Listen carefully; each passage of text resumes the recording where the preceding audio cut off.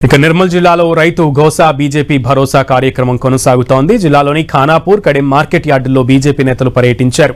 Market యార్డుల్లో రైతుల కష్టాలు అడిగి తెలుసుకున్నారు. పంట కొనుగోలులో ప్రభుత్వం తీవ్ర జాప్యం చేస్తోందని రైతులు ఆవేదన వ్యక్తం చేశారు. అనంతరం మాట్లాడిన బీజేపీ ఎంపీ ఈటెల రాజేందర్ రైతులు ఆరుగాలం కష్టపడి పండించిన పంటలను కొనుగోలు చేయడంలో రాష్ట్ర ప్రభుత్వం పూర్తిగా విఫలమైందని ఆరోపించారు. రాష్ట్ర ప్రభుత్వం ఇప్పటికైనా ధాన్యం తరలింపు వేగవంతం చేయాలని బీజేపీ నాయకులు డిమాండ్ చేశారు.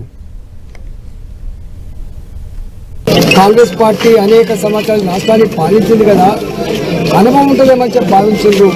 కానీ గింత మూర్ఖంగా, గింత అనాలోచితంగా, బాధ్యతారహితంగా వివరిస్తారని మాత్రం ఎవరు ఊహించలేదు.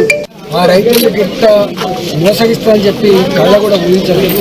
4 రోజులు అవుతుంది మేము దిగబట్టి, ఎక్కడికి పోయినా ఒకటే వేదన, ఒకటే దుఃఖం. ఇంత పనిష్మెంట్ ఎందుకు ఇస్తాను సార్ సర్కారు? మీరు వచ్చిందని తెలవగానే మాకు ఇన్ని బస్తాలు వస్తూ ఉన్నాయి, లారీలు వస్తూ ఉన్నాయి, హమాలీలు వస్తూ ఉన్నారు. మీరు ఈ యాత్ర వదిలిపెట్టకండి సారు. ఈ యాత్ర ఇంకో 6 రోజుల పాటు కొనసాగించండి. మా నాయకులందరినీ వేడుకుంటా ఉన్నారు.